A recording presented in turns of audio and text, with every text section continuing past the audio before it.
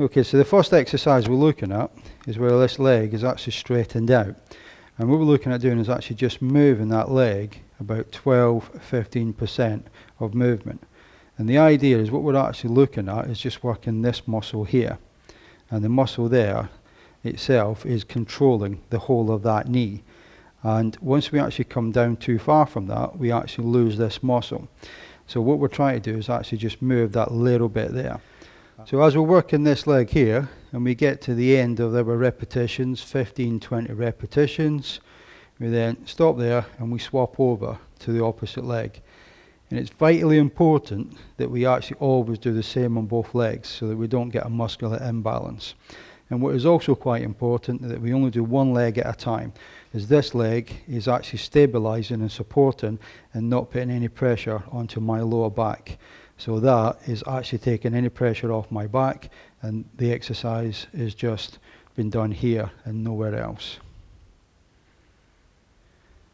So if we want to increase the weight and the exercise, so they put resistance into the exercise, we can actually just put on a set of ankle weights. These are relatively inexpensive. You can actually pick these up in most sports shops for anything from £10 to £15, depending on the size of the weight you want. But a simple little weight like this will actually increase the resistance of the exercise. So over a period of time, that exercise will actually become quite easy, and that's basically because you're strengthening up that muscle, and the body itself will want to increase that, and it will want to actually do a bit more.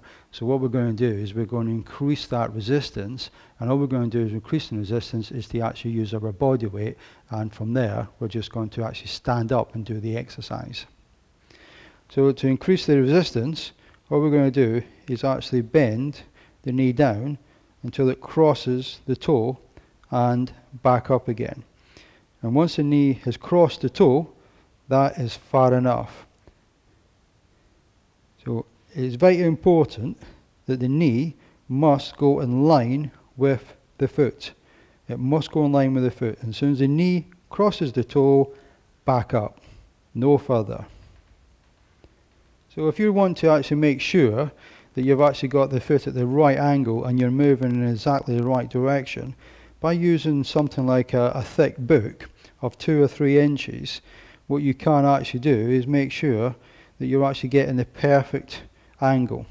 And as you can see there, my knee is perfectly crossing the toe and back up again. The foot comes to the rest on the ground and stops it from going any further. And don't forget, whatever you do with one foot, you must do with the other. We just swap across. And this is as fast as we want to go as well. No quicker.